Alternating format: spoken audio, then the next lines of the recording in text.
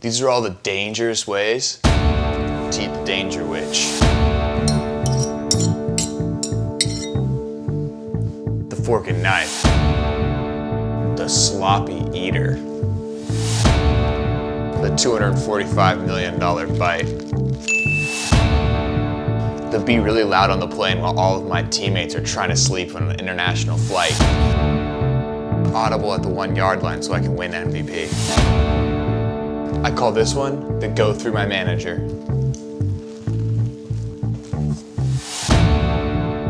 Unlimited.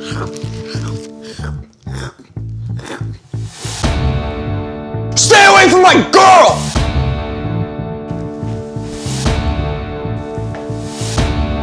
Mason Folz watching the Broncos. High knees at 30,000 feet. This is the intercepting ground balls at spring training from people trying to make a team. Oh, nice.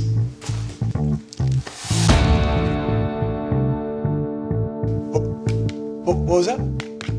Oh, you're gonna be super nice and tasty? Oh, you got something good coming? This is the Let Russ Cook. Woo! Welcome. You're watching Once Upon a Time in Las Vegas, the rise of the greatest American sports betting show in the world, Spooktacular edition. I'm here with my fellow dressed up co-host, the Steamroller. Sorry, the Frankensteamroller. What's up, buddy? Nice costume. I see you got my email. I did. Why are you not dressed up? I'm sorry.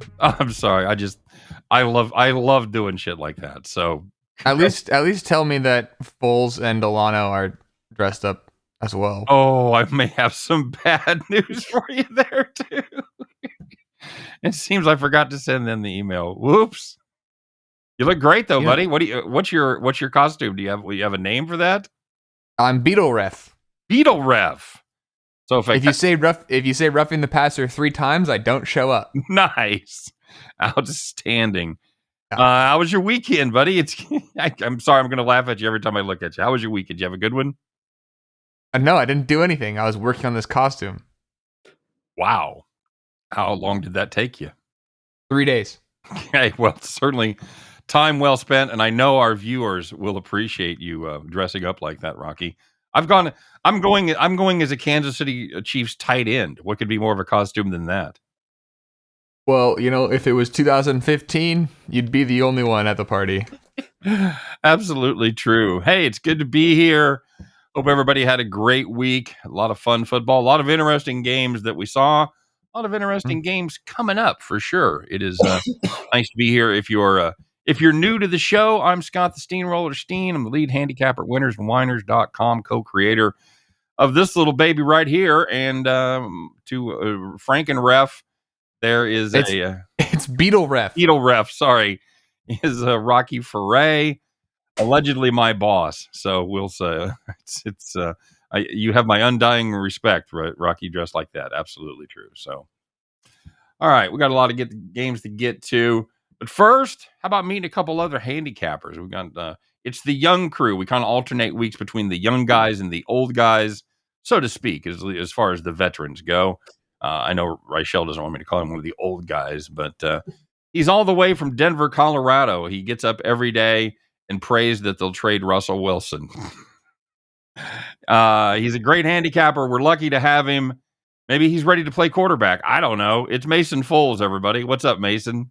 Hey, everybody. My name is Mason. I definitely don't think I'm ready to play quarterback, but that head coaching job is starting to look pretty appetizing. So ready to attack this week's NFL games. And by the way, Mason in high school was voted most likely to have a dad let him date their daughter. So that is a clean-cut young fella right there. Mason, you drink or do drugs?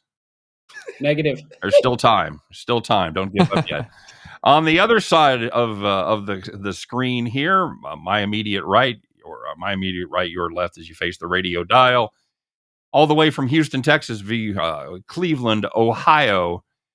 He doesn't care about the Texans. We got a little sketch about the Texans this week. I think you guys will enjoy that. He's David Delano. David, what's up, my friend? I'm doing pretty good. I wouldn't say I don't care. You know what I mean? It's just that's a little bit of a stretch, but I'm doing all right. Doing a little bit better than the Texans and a little bit better than the Browns, though.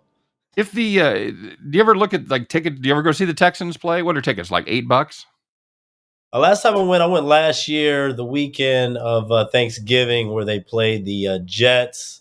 Tyrod Taylor was starting at quarterback. I got some pretty good seats, maybe about 20 rows up. I think they were about $20 after fees. People in New England and Kansas City are going, oh Yeah. God, I hate this guy already. So, and how you been running lately? You been running good? Yeah, I've been running pretty good. We Monday Night Football didn't go well, but other than that, overall, been going pretty hot. 13-6 run, including the free picks in the NFL. Outstanding. And Mason, I was so busy making fun of you that I didn't even ask you how you've been doing lately. You've been running. I know you were on a massive heater there for a while. You cooled off a little bit. Where are you back? You back at it? Back at it again. I'm 9-5-1 in my last 15 overall and 6-2-1 in my last NFL totals picks. As I've been looking at those pretty solid. Outstanding. And I won $4 on DraftKings. And Rocky, and that's actually for real. You won $4 on DraftKings. Who was your big hero, Rock? Who paid the bills? Who brought home the mail for you? It was the combination of Joe Burrow and Jamar Chase. There you go. That is that's a pretty fair combination, and they certainly hooked up for some yards. I didn't see who offensive player of the week was. Was it Burrow or was it Mahomes? Anybody see for the AFC? I have not seen. I did not. I would bet Joe Burrow because he had about 200 more yards than everybody else did. Yeah, he did. He went for 480 or whatever it was. It was insane. Joe Burrow making it look like it's the NFL's 2019 again. Tired of all these 1940-ass quarterbacks playing football like they don't know how. All right. Scored 20 points. So I guess you're not a fan of like the single wing or the slinging Sammy Baugh, those guys, huh? Look, if you're not wearing a leather helmet, you shouldn't be running plays like that. Fair enough. All right, well, let's get Did you see? I mean, Aaron Rodgers looked at the sideline. He was like, what are we doing out here? I think he was probably looking at his agent and saying, what am I doing out here? Yeah. And let's, you know what? We don't do a lot of topics or anything because we like to have a little fun and get right to the games. But I'm curious, guys. We'll start with Mason. Are Brady and Rodgers washed, or are they just surrounded by a bad team? I'm going to go with surrounded by a bad team. I just can't say that about two of the best quarterbacks ever. What about Russell Wilson? I'm not going to say anything about that either. Okay. Well, that's the kind of hard-hitting analysis we expect on the show. There. I think Russell Wilson isn't fully healthy. I think once he gets that together, I think a combination of a new system, not being healthy and not being comfortable in that new system. I think Aaron Rodgers, underestimated how much he needed Devontae Adams. I don't think he's washed, but I don't think he's to the point now where he can just do it all on his own without a supporting cast. And I also think Tom Brady right now, I think just with the personal – I mean, he's also 45, the combination of being 45 and the personal issues. I don't think he's washed, but similar to Rodgers, I think he needs more help around him than no more AB, no more Gronk. Just needs more help around him. All right. What do you think, Rock? I think Tom Brady is washed. He should have retired 2 years ago. Okay. Very good. I kind of he got helped out last year by Bruce Arians, that defense, Chris Godwin, Mike Evans, Gronk. Yeah, fair. If he didn't have those people, if he had the same squad as he did last year, he would look the same way. That guy's washed. Okay, fair enough. You either die a hero or live long enough to see yourself become a villain, and Tom Brady has become that villain. For me, I'm still up in the air on Russell Wilson. I didn't think he looked great last year, so we'll see if when he recovers from that hammy, if he does look better. I know legs can affect a lot of things, including throwing the football, because, it's basically you're driving with your legs. So if you can't drive, you are going to have some problems throwing the football. What I worry about is him just missing the wide open receivers. He just seems to be making the wrong decision, and that's what troubles me. I think Rodgers is. I think I agree with you guys to say he's definitely missed Devontae Adams, and I agree with Rocky. Which anybody had that one on their bingo card, go ahead and cross it off. Surprisingly, as I think Brady's done. I think he doesn't have the best talent around him, but you know what? He didn't have the best talent around him a lot of those years in New England too, and he was just fine. So we'll see what happens there. Let's let's get to Maybe it. Deion Branch will come back for him. Yes, perhaps. He could play both ways, too, because they kind of need that in the cornerback and in the receiver position. So, yeah, they'd be a great player to sign. And he's probably 55 now, but, yeah, no worries. Hey, we got a new sponsor, guys. Did you know that? Did you know that, Rock? We got a new sponsor? I did. Yeah, I did know that. And we did a nice little fun sketch last week. If you didn't check that out, please do so. And everybody, we got positive feedback. And this is a great deal if you guys like playing daily fantasy sports. No House Advantage is changing the game by offering the most dynamic fantasy sports platform available today. Play in pick'em contests versus other people for cash. Enter a contest, select your player props, climb the leaderboard, and win big money every day at No House Advantage. And you want to take it to the next level, you can test your skills versus the house. All your players win. You can win up to 21 times your entry by betting on player over-unders or player matchups. Sign up now with the promo code Winners and Winers. Nope, it's W&W. It stands for Winners and Winers. It's WANDW at nohouseadvantage.com or download the app on the app stores to get your first deposit match up to $50. And of course, you know what we do around here with comments. We love to hear them, and we encourage you to make them. And not just do we encourage you, we encourage you with cold, hard cash. Well, a cold, hard plastic gift card worth $100. Make a comment. Let us know what you think of the show. Let us know what you think of our picks. Whatever it is, you got a great comment, plug it in there, and you will be automatically entered into the drawing that Rocky and I will do this Thursday, right before the game time. We do it around 6 o'clock Eastern time. So make sure you tune in for that to see if you are the winner. So make sure you drop your comment. You could be the winner of a $100 gift card. All right, let's get rolling on this week's schedule. All right, without further ado, let's get right to the games. You guys ready? Okay, very good. Hey, we got a Thursday night matchup that, well, it probably was a lot better before the beginning of the season than it is right now. It is the Ravens and the Buccaneers down there at the Pirate Ship. Ravens, 1.5 point favorites. 45 is the number. You know, two teams that have been just a little bit disappointing this season. Take away Jackson, and the Ravens only averaged about 3 yards per carry against Cleveland. The Browns, they don't have a great run defense, but surprisingly this year, neither do the Bucs. Kind of middle of the road. But here's the deal. Tampa Bay defense really misses Akeem Hicks. It looks like he's not going to go for this one. It's possible he's back this week, so keep an eye on that.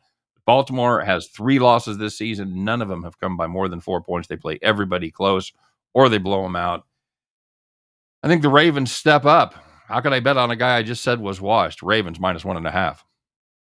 Yes, Steehn, I agree with you completely. I'm taking the Ravens minus 1.5 as well. I think the Bucs are going to struggle with the injuries that they have at offensive line and the injuries on defense, like you brought up. And I find it very interesting that Bruce Arians is gone, and they have not been a good offensive team, as I know David was touching on that earlier. But I see them struggling in this one again, and the Ravens are going to get the job done. Well, I'm surprised since Bowles took over being a defensive guy that the defense has actually gotten worse. Not to mention the offense as well, but the defense has gotten worse in it as well. So, yeah, what do you think, David?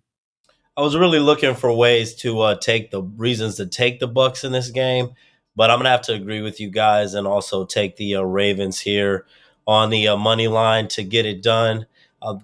Both of these teams are hard to trust, but the Ravens have led every single game this season by double digits at some point. So the odds are that that's going to happen again. That's really the most consistent trend between these two teams. I don't think that Tampa Bay is going to be able to come back. And even when you look at the Ravens' schedule overall, it's aged fairly well. It really hasn't been that bad with 2 losses back-to-back to 2 of the worst teams in the NFL for Tampa Bay. You just keep feeling like they're going to flip the switch at some point, but until they do, I just can't back them. I have to go with the Ravens in this one to win outright. Yeah. Mike Evans, if he spent more time trying to catch the ball than he did giving out autographs, then maybe I'd like the Bucs. But you got to go with the Ravens. I mean, they got a guy on the team who's yelling, "No!" mid-catch. That's not good. Take the Ravens. Fair enough. All the trends, the stats, and everything would point to the home dog with a short week, national television, but all 4 of us Don't see it. I'm like David. I looked for a reason to take the Bucs here, but those last few games they have played, that just does not inspire much confidence at all. So it's a clean sweep for the Ravens minus the 1.5. It doesn't help when Tom Brady actually hits a receiver in the hands. They drop it. That was brutal. Just one of the worst drops you'll probably ever see, especially by a receiver of that quality. Let's head to merry old London town, shall we? Wembley Stadium. The Jaguars -3.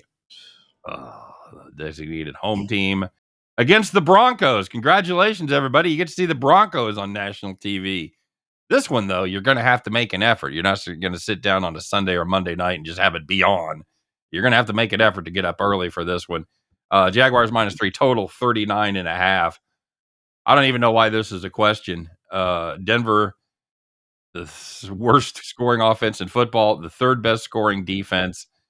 Jacksonville, 17th in scoring, and this total still gets to 40. No. It's now dropped to 39.5 since I wrote those clever words. Point remains the same. Yeah, no. How can you bet anything on the Broncos except an under? It's just like the Lions were early in the season to the over before everybody got hurt. Worst scoring defense, best scoring offense. You play the over. Terrible scoring offense, great scoring defense for the Broncos. You play the under. Give me under 39.5. Yeah, Steehn, I agree with you completely. I'm taking the under 39.5 as well. I don't know who's going to be starting at quarterback for the Broncos, but regardless of it being Wilson or Rippon, I still don't trust the play calling right now. So I see that offense continuing to struggle.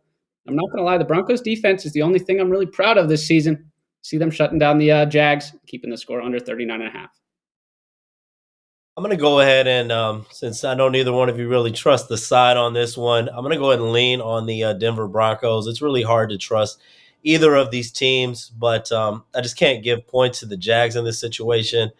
I do expect it to be a defensive game like you guys do. Denver at least has twice as many sacks than the Jags do this season. Jags showed us last week they just find ways to beat themselves. Assuming that Russell Wilson plays, I'm going to take the Denver Broncos to win an ugly game.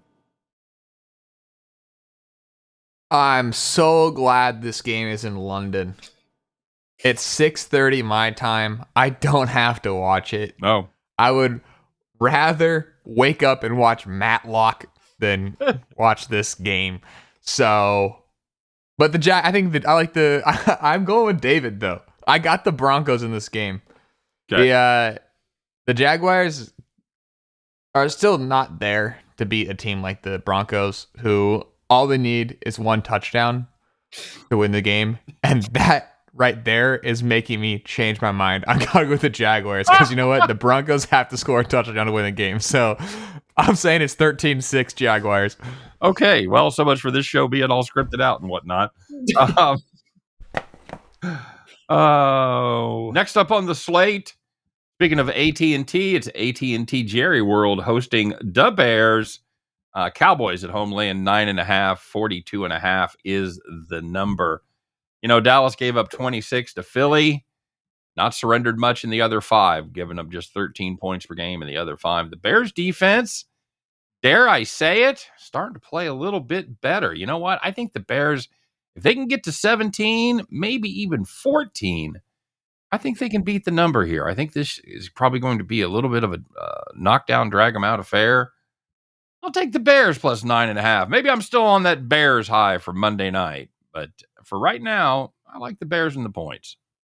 I like that pick, Steehn. I'm actually going to be taking the under 42.5 points in this one as I'm buying into this Cowboys defense.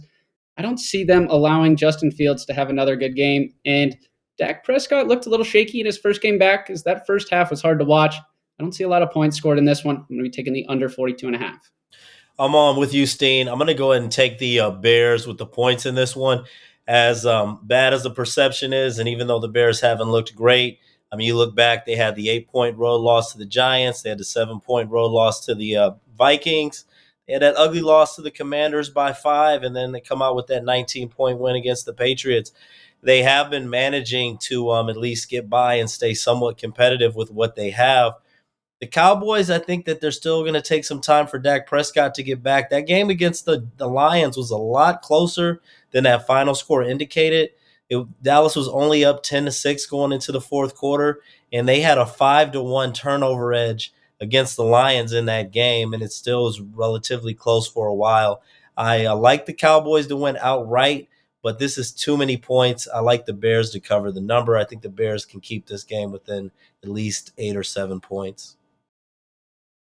The Bears have the most wins in NFL history.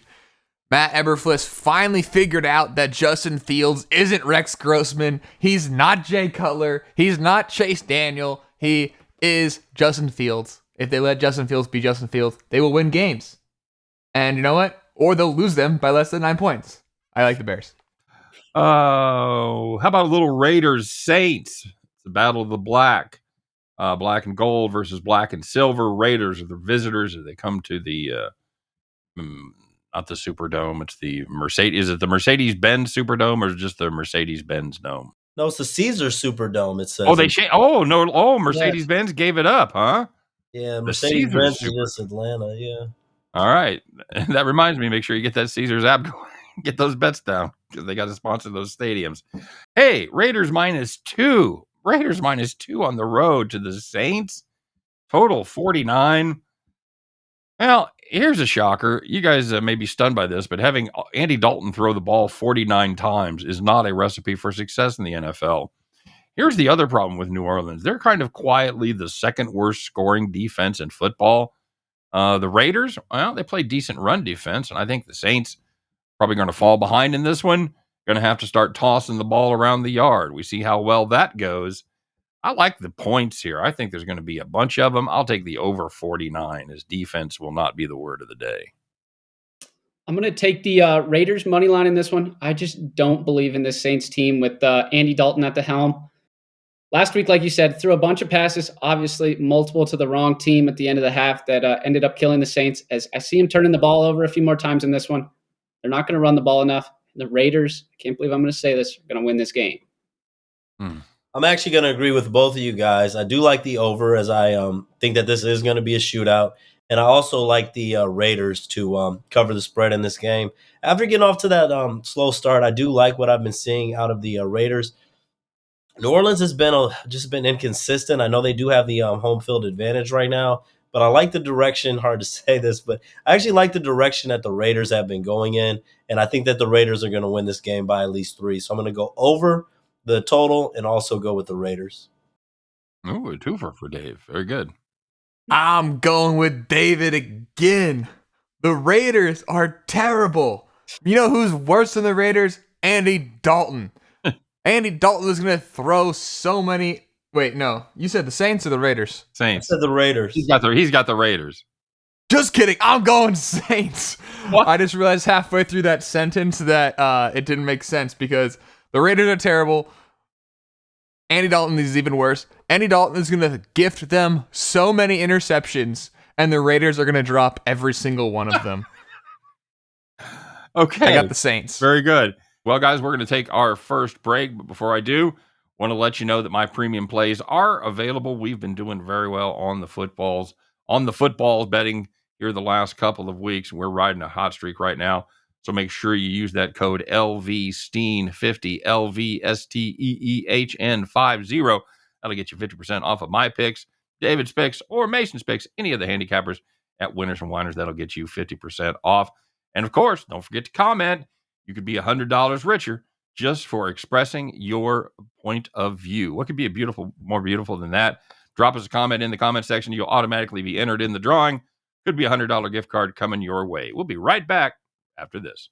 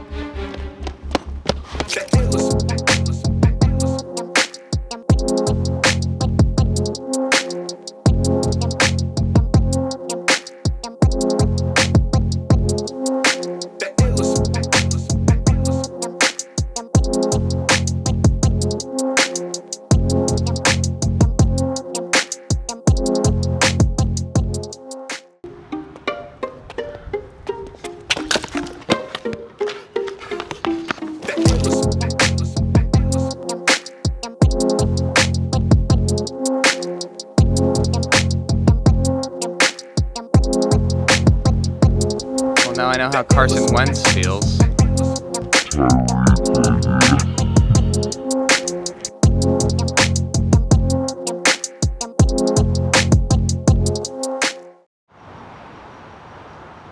don't know. I don't feel good about doing this anymore. Well, you used to do it all the time as a kid.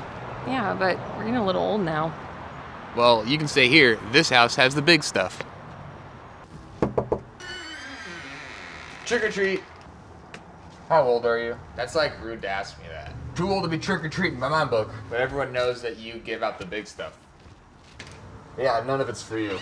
No, you're required to give me candy. I said trick or treat, and today's Halloween. I don't have to do anything. Yes, you do. Or else there'll be a trick.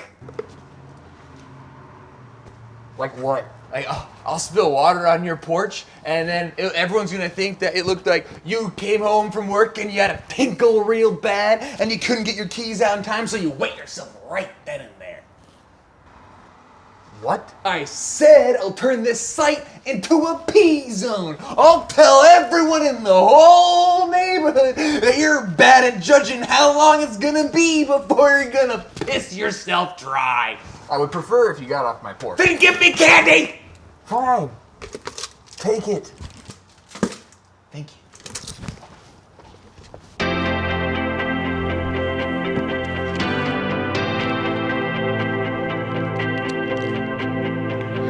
Two kids, two runaways, lost in the backbeat of a heartbreak. What does it matter anyway if we wanna leave behind all our mistakes? Oh, your eyes, they tell the truth. All the line from me to you, we know it's tangled up in blue. What if we unravel? We could go anywhere. We'll get there soon. We'll get there soon. All right, everybody, welcome back to the show. Man, we're gonna hit you up with an absolute barn burner. This game is so good. I'm surprised it's not on Thursday night. This is a Panthers Falcons game. You don't have to get up early to see this one. Thank God, everybody will get to watch it. It's the Panthers Falcons. Falcons at home in the, I guess we have confirmed, Mercedes-Benz Dome. Minus 4.5 and 42 is the total. Well, we talked about it before the show. Two trends were broken last week. The Panthers not covering the number, and the Falcons covering their first six. We just pretty much threw that in the trash. Panthers still a bad football team, as with what do you call him, MVPJ Tucker at the helm. MVPJ Walker. But PJ wrong sport. Sorry, PJ Tucker is the basketball Yeah, I was player. gonna say wrong sport. PJ Walker. This is a Falcons team that's still bad, but I'm just not comfortable laying points with Atlanta. I just can't make myself do it. This line has come down. It was close to 7 early in the week. It's now 4.5. I'm gonna chase that steam. I think the Panthers take care of business here in this one. I like that pick, Steehn. The first time we're going to be officially disagreeing today. I'm finally going to back Atlanta this season. I've been avoiding them all year, but I think they're going to be able to run the ball all over the Panthers, and I think a lot of people are going to be hammering Carolina plus 4.5 after watching their game against the Bucs last week. They're going to come out, show that they still stink, and not score enough points to cover this spread. Yeah, that's solid. Like I said, this opened at 6.5. It's now down to 4.5. So there is a lot of money that is absolutely hammering the Panthers, and it could be really bad money. David, what say you? I agree with you, Mason. I'm going to go ahead and also back the Atlanta Falcons at minus 4.5. It does seem like a lot of points to lay with Atlanta, but even when you look at Atlanta, like they just every game, it seems like they shouldn't cover, but they always find ways to do it. I do understand that they're a favorite in the situation, but also Carolina is still possibly the worst team in the NFL. I think a lot of people are going to be hammering after what they saw against Tampa Bay. They're not going to catch the Falcons off guard. And even with P.J. Walker, he did that at home last week. Now he's going on the road. I think that Atlanta's defense is going to shut him down. And I'm going to lay the points like you, and I'm taking the Atlanta Falcons. This is the Carolina Panthers we are talking about.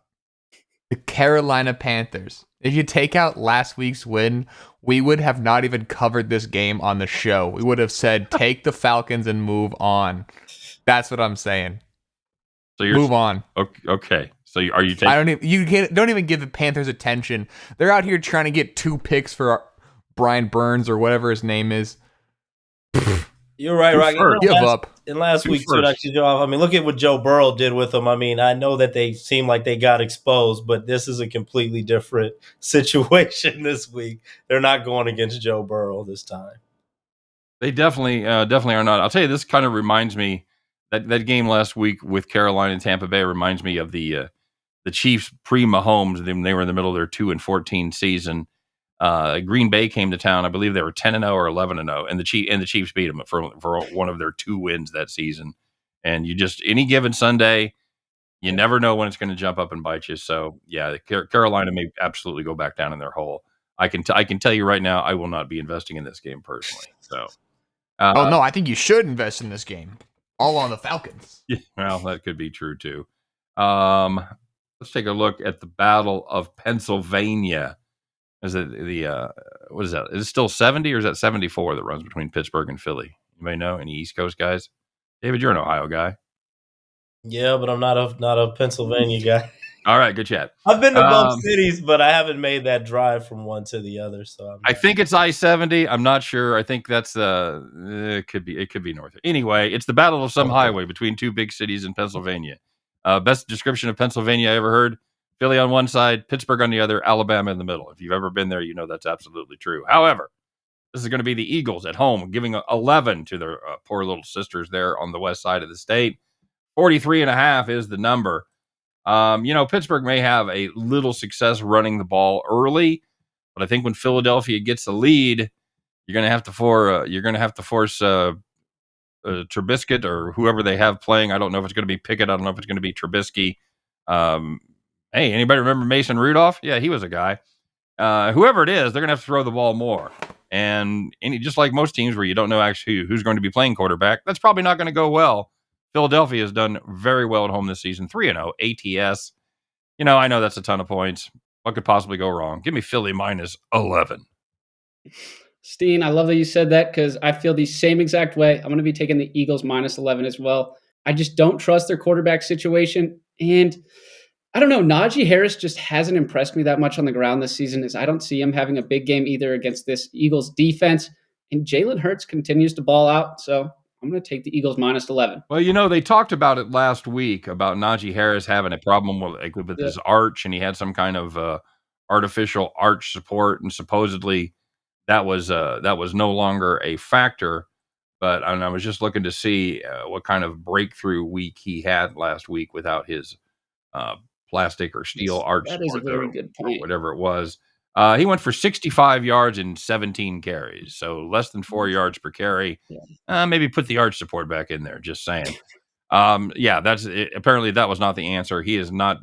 74 yards has been his high so far this season, and I think he's averaged over 4 yards just one time. There's something wrong with him.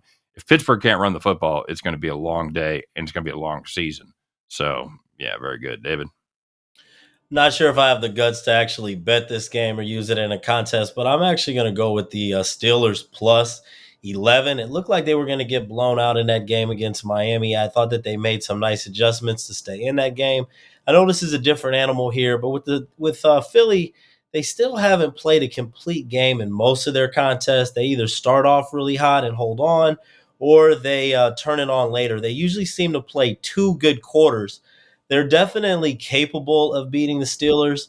Almost look at this as one of those games when you look at those college football mismatches, and it's almost like, well, do they want to beat them by 11? And also looking at this schedule for the Eagles, you look at their schedule, it looks like they can be 12-0. But these next 6 games, they look like they're all winnable. But when seeing that, I wonder, after that Dallas game and the bye, what is the urgency for the Eagles? I know Pittsburgh, I think, is going to play their maybe one of their better games. Interstate team. They know that they could get blown out. They don't want to get embarrassed. Philly knows that they don't really have to bring their A game, and I think they're due for a letdown. I think that the Steelers can keep this within 10, so I am going to back the Pittsburgh Steelers here. I'm with David. The Eagles are good. They've only beaten an opponent by more than 11 points twice this year. And, the Steelers are going to keep the game close. I think it could be a 10-point win, but that's still 10 points. That's a lot of points. Yeah. It's tough out there in the NFL. Nobody can score points. And you want to give a team 11 points? I'm going Steelers. All right, that's fair. That is a lot of points. I think there's going to be a serious home field advantage here. People in Philly, they hate just about everything. They hate anybody not from Philly. They hate if you put regular cheese on your cheesesteak and not whiz. They hate pronouncing the word water correctly, but they really reserve a special place in their heart for hating the Yinzers of Pittsburgh. And I think that Philly fanatics are going to be fired up and take care of business here. I worry about a little backdoor action, as I often do, but it's going to be Philly with a lead, and I do. That's the one danger. I think Pittsburgh putting up 14 in the fourth quarter or something to beat us, but I think I just can't get behind this Pittsburgh team right now. Can't do it. They'll be hosting the World Series game that day too. Not sure that really is going to factor in, but they will be hosting a World Series game on that day. Oh well, there you go. Hey, how about a little Dolphins-Lions for you, huh? Lions are the home team here. Dolphins 3-point road favorites. 50.5 is your number. Hey guys, tell me what the Lions are doing well right now, would you? Because to the naked eye, it looks like not much. The defense has been awful all season. Offense was good, and then they lost DeAndre Swift, and they lost Amon-Ra St. Brown, and that offense has looked dreadful ever since. Those guys were both late scratches. We'll see if they play. Again, we shoot this on Tuesday. It's our weekly disclaimer. Keep an eye on the injury reports. We don't even have the official reports out until Wednesday. So keep an eye on Amon-Ra St. Brown and DeAndre Swift. But even with those guys, I think this number is a little too low. This Dolphins offense should have a heyday. I like the Dolphins team total over, and I really like the Dolphins to cover that 3. Yep, I agree with you, Steehn. I like the Dolphins -3 as well. Having Tua back in the beginning of the season, the Dolphins offense looked very good. I believe they were 4-0 to start the year with Tua before he got injured. As they finally have him back, I see him slinging the ball all over this poor Lions secondary. So they continue to get lit up this season, and I just don't trust Detroit. I haven't ever, and I just have a hard time doing it here as well. So I'm taking the Dolphins -3. I'm going to go ahead and I'm going to back the Lions at +3. The reasons may not be great. I definitely would keep an eye on the injury report. If you look at all of Detroit's losses this season, they haven't been against bad teams. And I almost feel like the Lions are due for a better game here at home. I really didn't like what I saw in Miami in that Pittsburgh game. I felt like they should have been up. That game should have been 21-0 in the first quarter, and it ends up just being 16-10 for the whole game. I think that they're gonna mess around and keep the Lions close. I think the Lions, this is after 2 tough road losses, they're back at home. I think that this is going to be a desperate team, and I think that the Lions are going to pull the shocker here and beat the Dolphins. Shock the world. Tua came back last week, had a little introductory game. They're getting back on it. I think they'll get back even more to what they were doing in the beginning of the season this week. The Lions, meanwhile, are going to start their 93rd rebuild. They're bad. They can't keep a wide receiver healthy to save their life. Jameson Williams has still not even played a game. DJ Chark has been out like 4 weeks now. Amon-Ra St. Brown came back and got hurt again. And then DeAndre Swift, who is better suited to just do nothing than play football for the Lions. Nobody's healthy. Okay. That's interesting. Interesting take. So you like the Dolphins there? I like the Dolphins. Okay. Very good. Hey, let's the Lions are bad. They're bad. They're a bad team. We keep talking about all these bad teams. Well, let's talk about another one, shall we? How about Cardinals heading up to the Crystal Ship to take on the Minnesota Vikings? Skol, baby. Vikings -3.5, 49 is your total. The Cardinals offense has definitely taken a step backwards. We'll see if having Hopkins available does improve it. But the most surprising part has been how this defense has really regressed after being kind of an area of focus in the offseason. They were 16th in scoring defense last season. They are 27th this year. Vikings, well, they haven't been great against the number, just 2-4 ATS. They have this tendency to play down to their level of competition, but I was encouraged by an 8-point win at Miami, albeit over Skylar Thompson. But you're looking at this number, and are you telling me that Minnesota is really just a half a point better on a neutral field than the Arizona Cardinals? I'm not buying it. I don't know that Minnesota goes to the Super Bowl this year. I called it before the beginning of the season. I like them to win the North. I still like them. I take them in this spot minus the 3.5. Yeah, Scott, I agree with you completely. I like the Vikings minus 3.5 as well. The Cardinals, I have a feeling everyone's going to be hammering them after they took down the Saints on national television last week. And I don't see them having back-to-back pick sixes, as that was a big reason they pulled away in that game. Kirk Cousins, I can't believe I'm saying this either. He's actually been slinging the rock a little bit. He's going to find Thielen and Jefferson multiple times throughout this game. And Dalvin Cook's also another weapon that they have that I think is going to continue to put up points. So they're the better overall team, and they're at home, so I'm going to take them and lay the points. Yeah, this might be one of the tougher ones, but I'm going to have to agree with you guys here. A lot of the trends are really not good on either side. I know that Arizona plays better on the road, but they don't do so well against some winning teams. They did have that good performance against the Saints. Like you said, I don't think that the Vikings are going to turn the ball over like that at home. I have to go with the Vikings. I think that they're the much better team. I think that this week in general and with the Vikings is really going to be a week where we're going to kind of see what some of these teams are. I think that this is an opportunity for the Vikings to actually show that they are a legit, at least top 4 team in the NFC. And I think that they are going to answer the call and at least beat the Arizona Cardinals by 4 points in this one.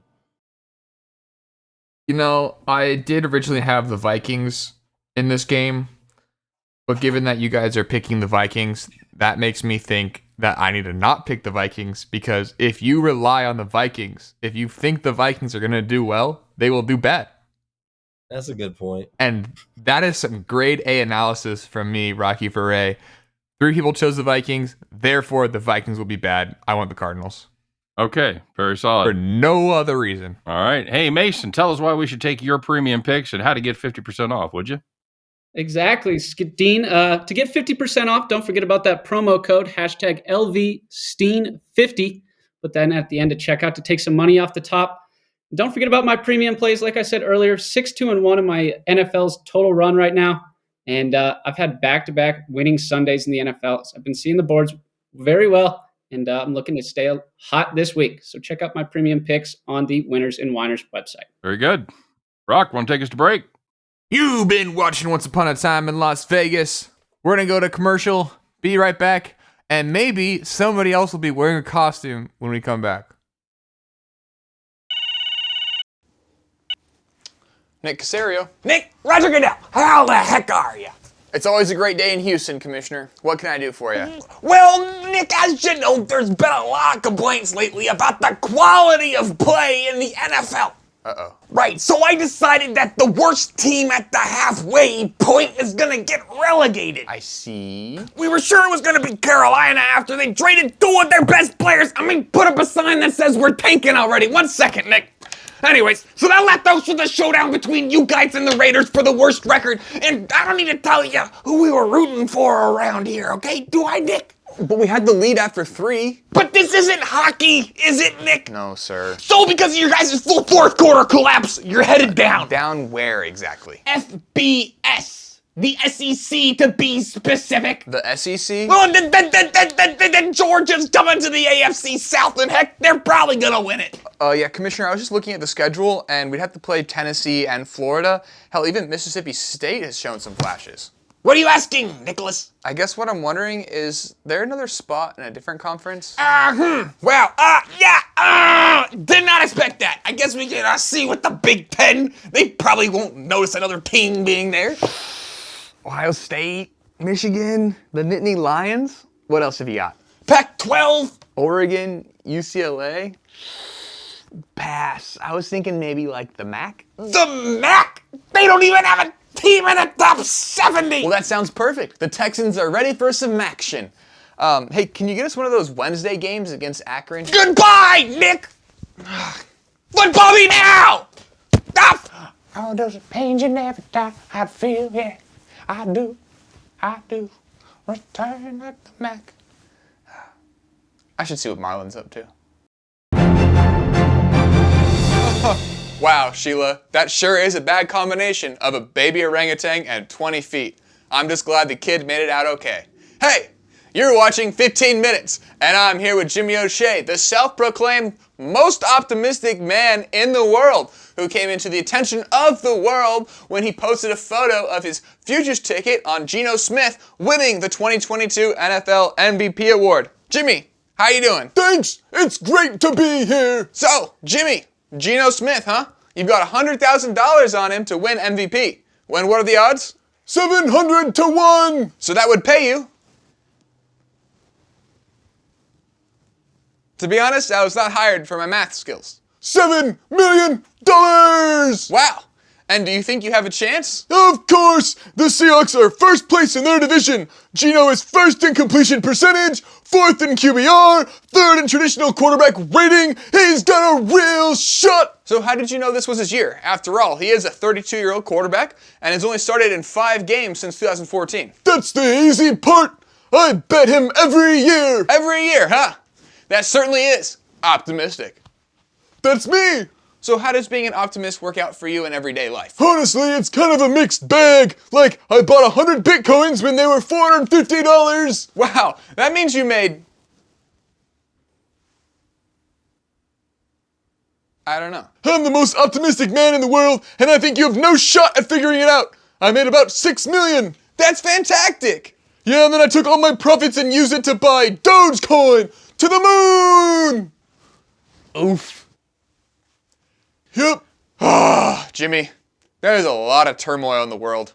The country feels divided. Everyone hates each other. Do you have any words of optimism for the folks out there watching? Sorry, I don't get too involved in that. I just vote straight Whig ticket every year. The Whig Party?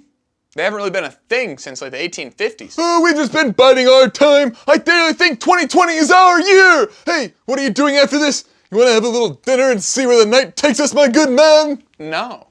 The fact that you think that there's even a sliver of hope that would happen really does mean you have earned the title of the most optimistic man in the world. All right, back to you, Dave. Let's check in on that orangutan. Welcome back. Happy Halloween. It's the Once Upon a Time in Las Vegas Spooktacular, starring the Steamroller as the Steamroller, and me, Rocky Foré, as Beetle Ref. That's right. I'm going to wear my costume next week, Rock. Oh, yeah. After Halloween. Yeah, that's it. I'm a big fan of, what would that be? November the 6th? November the 7th? Whatever. Yeah, November the 7th. Yeah. All right, very good. Hey, I'm sure it's Halloween somewhere. Let's look at that big battle in the AFC East, shall we? Patriots heading to the swamps of New Jersey, take on the Jets. Patriots 1.5 point favorites. This line went from 1 to 1.5 after the Monday night game. Really? You watched that Patriots team play the Bears and went, oh, I got to get me some of that. Hurry before the line goes up. Well, it did. Congratulations. 40.5 is the number. You know, are the Jets great? Despite their record, probably not quite yet. But are they better than New England right now? I believe they are. You know, besides the quarterback problem, now that has pretty much been self-inflicted by Belichick, as he had the early hook with Mac Jones, brought in Bailey Zappi after a really nice Zappi hour there. It then became 7:00 and he was terrible the rest of the way. I don't know what you do there. Maybe Jones was hurt. We'll see. But the more worrisome thing was this defense that's usually kind of a stalwart there in New England. They looked bad against the Bears. So if you look bad against the Bears, you're a bad defense. I'm sorry. I've got to play the Jets here. I'll take them on the money line. And yeah, that's all I got to say about that. Yes, Steehn, I agree with you. I'm fading the Patriots as well. Don't really trust their offense or defense right now. And I really like this Jets defensive line. They're going to have the ability to slow down the run, which is what the Patriots have been leaning on with Stevenson and Harris over the last few weeks. And if Mac Jones or Zappi's at quarterback, I really just don't have a lot of faith in either of them to put up a bunch of points in back-to-back weeks. Well, I guess they didn't put up a bunch of points against the Bears. They struggled. So I see that trend continuing. So take the Jets. Money line, as weird as that sounds, against the Patriots. Yeah, I'm going to have to go ahead and back the Jets as well. They look like each week you're kind of waiting for them to let you down.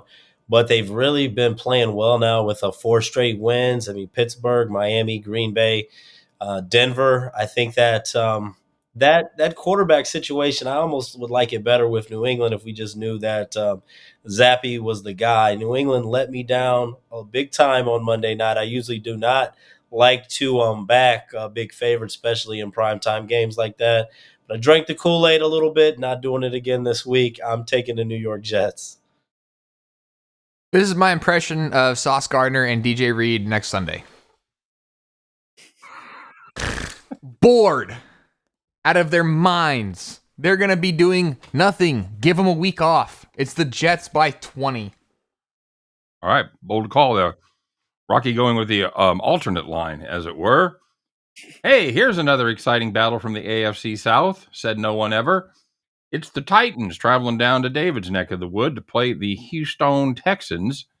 Titans, 2-point favorites on the road. 41 is your total right there. You know, this is a line has seen a little bit of movement as well, but I'm a fan of this the Titans in this matchup. This one opened at 3.5. There has been Houston money coming in. It's down to 2. But, you know, Tennessee ran Henry last time for 128 yards. It took him 30 carries to get there. They recorded 3 sacks, got 2 picks versus Indy. And that's the same recipe they're going to need to use to get the win in this one. The Titans defense, they got torched by Saquon Barkley in week 1, but they've given up less than 70 yards per game rushing since then. I think that's the formula for success. You shut down the Houston running game, and you dare Davis Mills to beat you. Spoiler alert, I don't think he can. Give me the Titans -2. Yes, Steehn, I agree with you completely. My main point here was Davis Mills. Hasn't impressed me much this season. He's not really getting the ball out quickly. He's scrambling around, and if they're not able to run the ball, their offense has looked extremely stagnant. And I like Derrick Henry in this one. He's going to be fed the ball 30, probably 40 times again in this one, as I see him keeping the clock moving, controlling possession, and the Titans are going to pull away and win this one late. I agree with you guys. I'm on the Titans as well. I thought that movement was a little bit weird, Steehn. I think it could be because Houston's covered in the last 3 head-to-head meetings, but I don't see it happening here. I think it's going to be an ugly game, but I think the big difference here is the fact that Tennessee's defense does a very good job of stopping the run. The Houston Texans do not. That's going to be the difference. The Titans are going to win this game and cover. I have Tennessee winning this game by at least 4. Yeah, the Titans have a 4-game winning streak right now. Their 2 losses have come to the first place New York Giants, and is it the first place Bills? Are they first place? Yeah. There you go. They're first place in the NFL. Yeah. So I like the Titans. I've been standing the Texans all year, and it hasn't worked out for me. So, all right, very good. Hey, Rock, this is your team. It's the Seahawks. They're in the Great Northwest as they host the undefeated. Oh no, they got one defeat. I'm sorry. The 6-1, right? 6-1, yeah. 6-1 New York Giants. Seahawks 3-point favorites at Lumen Field. 40 is the total. I've been extremely impressed by this Seahawks running game this season. Rashard Penny was averaging 6.1 yards per carry before he got hurt. No worries. Kenneth Walker stepped right in. He's been averaging 6.1 yards per carry. Hey, maybe the line's pretty good, huh?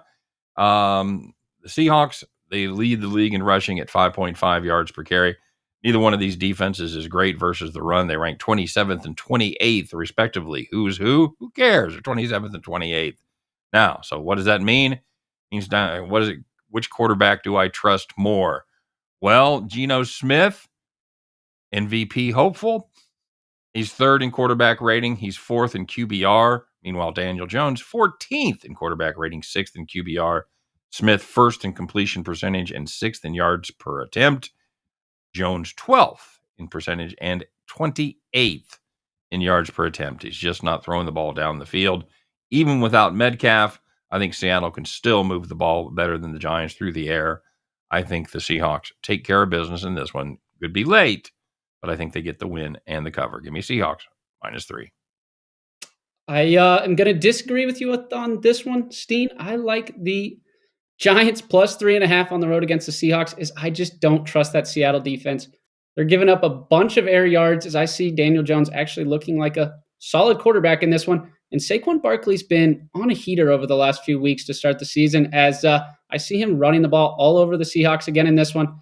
There's going to be a lot of points scored in this game, I have a feeling. And I think the Giants are going to find another way to win as they've just been gritty this season.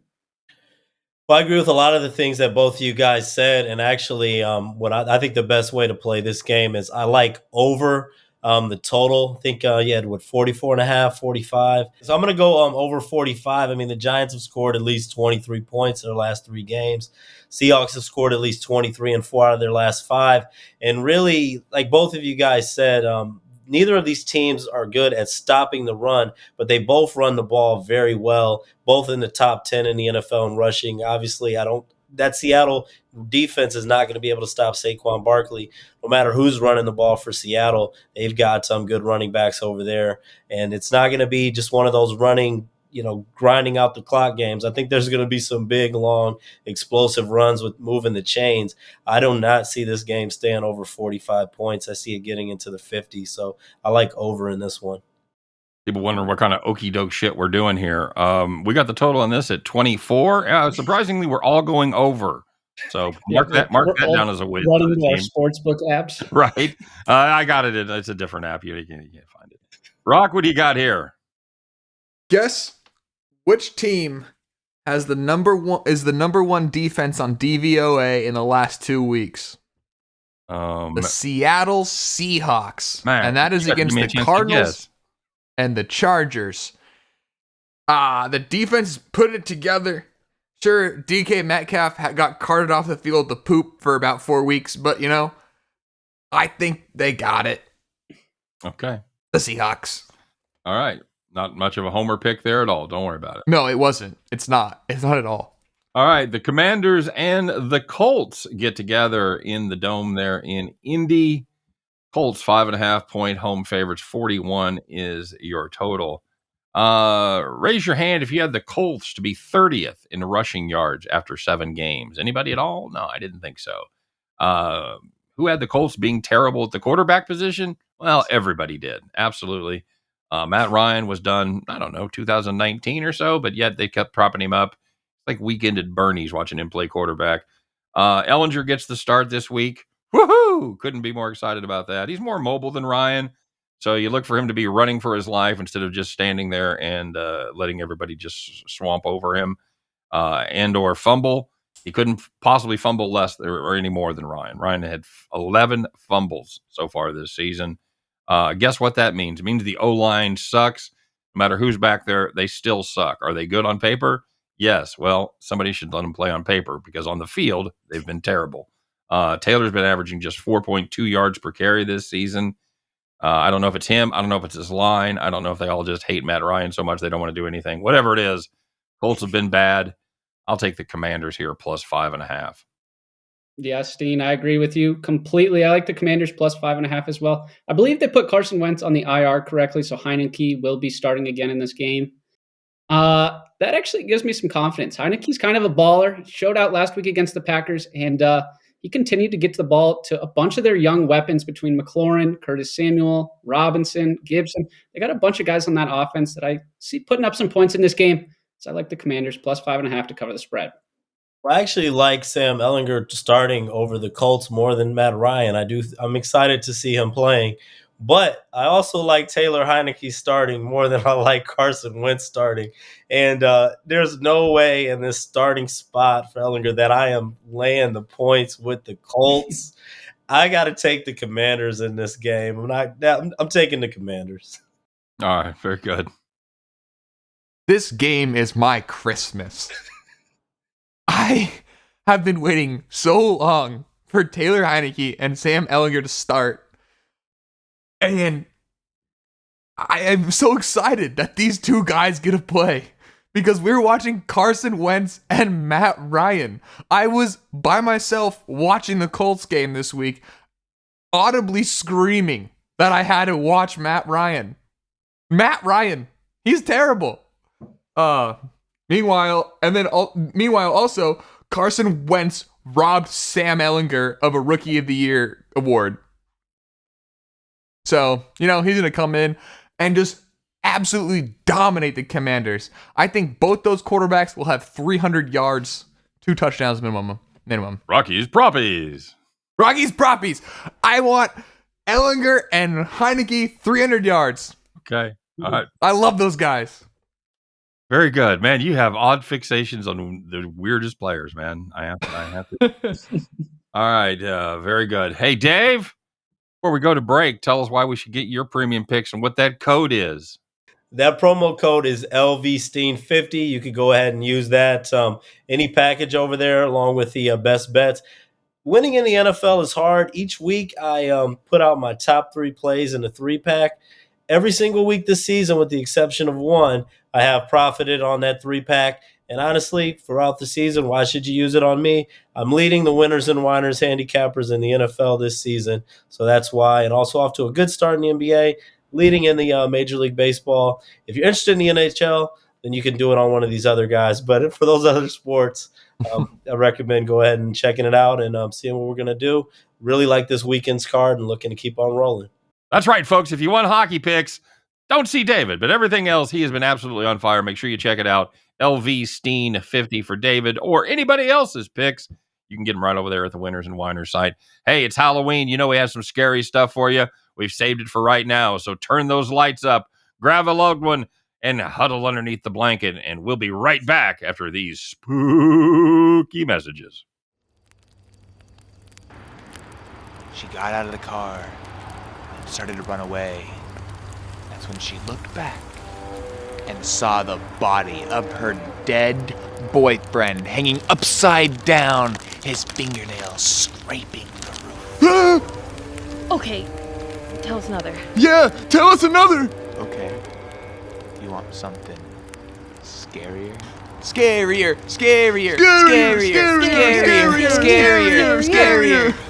Okay, you asked for it. It was a dark and stormy night almost 20 years ago. It had been snowing all day. No one had left their homes. No one, except for 75,000 drunk guys from Boston who had been tailgating for over 6 hours in the blistery snowstorm. Ew, Boston drunks? They're the worst. They sure are, Lisa. They sure are. Anyway, the game was back and forth. The Raiders held a 13-10 lead. There's less than 2 minutes left. But Tom Brady has the Pats 1st and 10 at the Oakland 42. Yes, kids, there was once a real NFL team in Oakland. That's where baseball goes to die. Exactly, Reginald. Anyway, Brady goes back to pass. There's nobody open. He pump fakes. His old college teammate Charles Woodson blasts him. The ball is fumbled. Just 3 kneel downs and the Raiders are going to the AFC Championship game. But wait, the officials are talking. Now the referee is looking at the monitor. What could they be looking for? Ghosts? Vampires? Bigfoot? Worse, it's the tuck rule! Long story short, I didn't have the $500 to pay my bookie Big John. You know what he did? He took my hand and skinned it raw! Wait, where are you going? I hadn't even told you about the time I lost both my big toes in the Patriots-Falcons Super Bowl.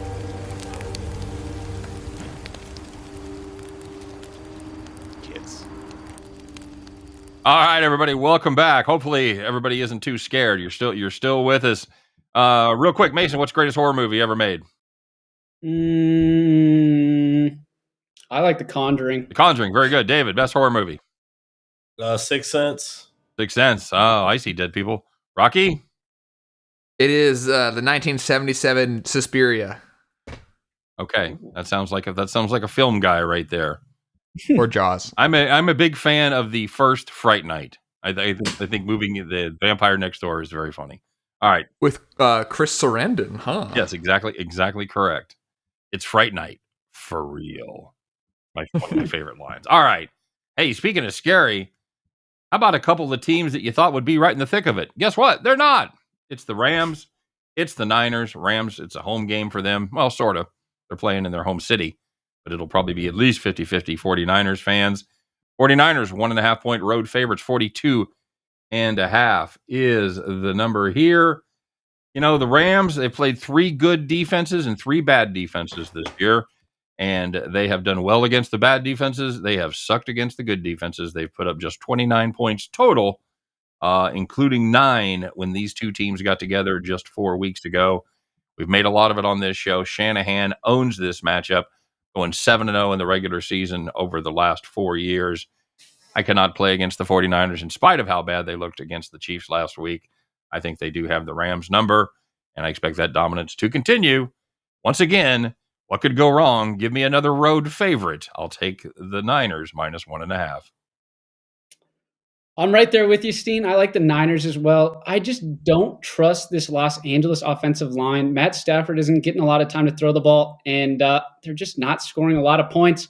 I also see the Niners getting back a few of those injuries. I know it's still early in the week. They haven't announced completely who's going to be back, but their defense is going to be a little bit stronger this week, and I see them making it tough on the Rams. So I'm taking the Niners -1.5. Yeah, I definitely will wait on that injury report. This one may be a stay away game for me. There's just things on both sides that I say I like or don't really like. The 49ers, as you stated, have completely owned the Rams. When I watched them dominate the Rams earlier this year, as dominant as that win was, I just kind of had the feeling that the Rams would win the next time around.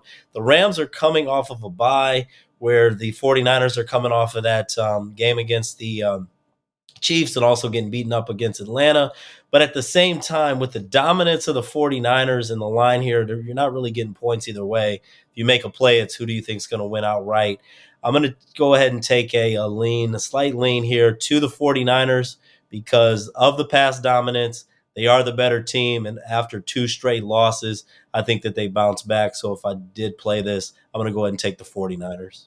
You know, there's an old handicapper credo that says, don't take an underdog that you wouldn't take to win straight up. I don't know how much I buy it, but that's a thing. Rocky, what do you got here? Last week, I said the 49ers would lose by 30. They lost by 21. I said Brock Purdy would get snaps. He had 8, I think, or 8 attempts. I don't know. He had snaps. This week, I'm saying the 49ers are winning 26-17. That's my last Rockies proppy. Rockies proppy. All right, very good. Speaking of the best team in the NFL, yes, I'm a Chiefs fan, and I'll admit it. It's the Bills, and the Bills are entertaining not the best team in the NFL, the Packers this season. This week, the Bills 11-point home favorites, 47.5 is the number. And of course, this is a Buffalo team. We've talked about how good they are, and they are extremely good. This number opened up at 8. It has now gone to 11 or 11.5 in some spots. That is a significant early week move. It is a big number for a reason. This Packers team looks to be in total disarray right now. We talked about Rodgers not having any weapons, and occasionally Lazard shows up, but a lot of times he doesn't, and they have no true number one. The Bills, to me, still look like the best team in the NFL. They are also coming off of a bye after a big win over KC. I know it's a lot of points to lay. I just got nothing to like about this Packers team right now. I think the Bills get up early and pull away late. Give me the Bills -11. Yeah, Steehn, I like that play. I'm actually going to be taking the under 47.5 points in this one. I think the Bills are going to make it really tough on the Packers to score. Aaron Rodgers has been struggling, like we all know, and they're not really getting their 2 running backs involved either. Is Aaron Jones finally looked decent this last week, but before that, he'd really struggled. And I see the Bills going up by a bunch of points early and then kind of slowing it down and just allowing their defense to win them that game. So I'm going to take the under 47.5. It is a lot of points, especially when seeing that before the season started.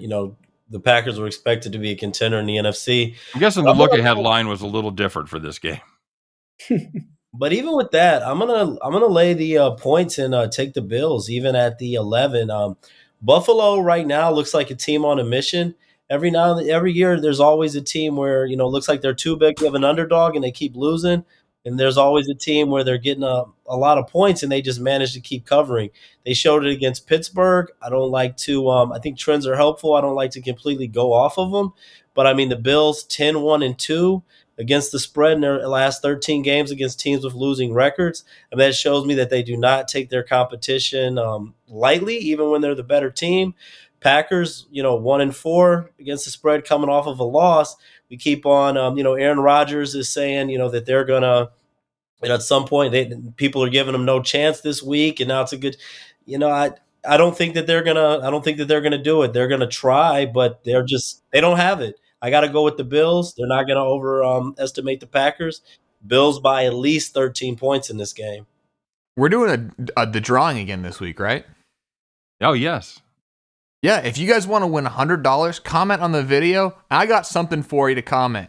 Comment one thing the Packers are doing well. Even Jair Alexander got cooked last week. So, is there anything going right for the Packers? I'd love to know because I don't think anything is going right for the Packers. So comment below what you think is going right for the Packers. Very good. I think the Bills are going to win. And cover? By more than 11 points. Very good. All right. And we saved the best for last. That battle in the NFC North. The Bengals head to the Mistake by the Lake to take on the Cleveland Browns. Bengals 3-point road favorites. 47 is your number right here. The Bengals and Joe Burrow are kind of starting to find their groove. They've won 4 of their last 5. They have covered 5 straight. Cleveland defense has all of a sudden gone off the rails. They've given up 28.5 points per game in their last 4. They gave up 90 yards passing to Baltimore and still lost. I think Burrow maybe do a little better than that 90. I like the Bengals right here, minus the 3. I agree, Steehn. I'm going to take the Bengals minus 3 as well. I don't know if Jamar Chase will be playing in this game. I know he was banged up before halftime this last Sunday, but even without him, the Bengals have a ton of weapons between Boyd, Higgins, Mixon, and their tight end Hurst has also been showing up as well. I see Burrow getting the ball out quickly, moving the ball consistently down the field, and covering the spread against the Browns in this one. See, you being a Browns fan and being a Browns, being someone who wants to bet on the Browns, it's almost like being in a relationship with a man that you've invested so much time with. He has potential. He works hard. You don't want to leave him because you don't want to see him happy and do better with another woman. And this is the time where you get ready to leave, and he wants to step up and show you that he can be a better man. I could change. I can change. But the thing is, now there's a dreamier man in the picture who knows how to get the job done in Joe Burrows. And the Browns, they just don't know how to be a good man. So I'm going to have to go ahead and take the Bengals in this game. I don't believe Joe Burrows has ever beaten the Browns. The Browns usually do good against the Bengals, but that's also going to be a reason for the Bengals not to overlook the Browns. So I have to go with the Bengals in this one. One thing that I do want to throw out, though, that I have noticed that I could kind of see happening in this game, seems like the last 4 weeks, the public has kind of got killed in these Monday night games because the line he had on this was what? The Bengals minus 3, right? Right. Mm-hmm. What I honestly could see happening here, because it looks like everyone's going to be all over the Bengals. If you want the Bengals, get them early. I could see this going to 4.5 or 5, and the Browns getting a backdoor cover and losing this game by 4. So I would definitely keep that in mind, but I have to go with the Bengals in this one. Yeah, I have nothing to say about this game other than that it's on Halloween. That's right. The best day of the year. It's going to be the worst day of the year for the Browns. Got the Bengals here too? Yeah, I got the Bengals. All right. I don't know what else to say. Fair.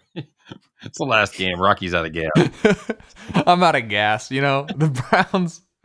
I thought the Browns were going to be all right after the first couple weeks, and then they've really just fallen apart. Only 2 more weeks after this till Watson, right? This is game 8 for the Browns. Game 7. Yeah, he's week 11, He week comes 12 back against Houston. I thought was it 10 weeks? I thought he was a 10-week suspension. It was 11. 11. Oh. They made it. They did that so that he could come back against Houston. I think sure. they did that for marketing. Why not? Yeah. That checks out. All right, Everything's guys. arbitrary. That is going to do it for the show today. Don't forget to comment on our videos. Don't forget drop us a note and let us know what kind of dog annoys you every day. For me, it's a small Corgi Chihuahua mix that we picked up as a rescue about a year ago. So, but yeah, just drop us a comment. Let us know what plays you like, what plays you don't like, what you think of the show, what skits worked for you, what sketches didn't work for you, all that good stuff. And you know the drill. Everybody that comments is entered automatically for a $100 drawing. Rocky and I do it live every Thursday afternoon right before the game. So make sure you check that out. We may just draw your number and your name this week. David, Mason, thanks very much for joining us. As always, Mason, where can we find you? You can find me on the Winners and Whiners website. I'm writing articles every day. I got free picks for everyone. You can also find me on the Winners and Whiners YouTube channel, as I'm putting out YouTube free pick videos there every day. And I post a bunch of free parlays on my Twitter that you guys can check out. I believe my name's right up here. Head over there, and you can look to strike it rich with me on those parlays. Very good. And David, where are you around? Like Mason, check out the YouTube channel with Winners and Whiners for free picks every day, and also free pick articles. Winnersandwhiners.com have articles each week for the NFL and college football, and daily and the NBA. College basketball is going to be coming up. There's going to be a lot of those soon. You can also follow me in the expert section to find like my top 3 NFL picks, along with all my premium NFL picks each week, and also at Get Sports Strong on Twitter. Very good. Rocky, where can we find you? I am trick-or-treating on Monday night. I will be trick-or-treating on Monday night. That's why I don't have anything to say about the Bengals and Browns, because I won't be watching it. I will be out trick-or-treating. Fair enough. You can find me on Twitter at Rocky Foré. I also am behind on rent, so you can find me in front of your local Kroger selling chocolates. This is the world's finest chocolates. You got the little bar. The world's finest chocolates. Very good. All right, and I'm Scott the Steamroller Steehn. You can find me all over the Winners and Whiners YouTube channel doing daily free picks for everybody, as well as offering my premium service up as well. Find me on Twitter at Steamroller. I guess that's about it. You guys have made it all the way through. Congratulations. You should give yourselves a reward, maybe a nice cocktail there after making it all the way through the show. We appreciate it. Don't forget to comment. Could be worth $100 to you. Don't forget to like, and of course, don't forget to subscribe. All that good stuff. We appreciate it. We hit almost 9,000 views last week. So keep at it. Keep sharing it. We appreciate all the effort from everybody. We're ready to make this thing go viral, as they say. Until next week, you guys have a great time. We'll be back next week with me, with Rocky, with Scott Reichel. I don't know who's all going to be here. We'll tune in and find out, because you never know. Until then, you guys have a great week. Yeah, we'll see who survives Halloween. Very good. Who makes it through? You guys have a great week. Good luck on all your plays. We'll see you next week on Once Upon a Time in Las Vegas, the rise of the greatest sports betting show in the world. Take care, everybody.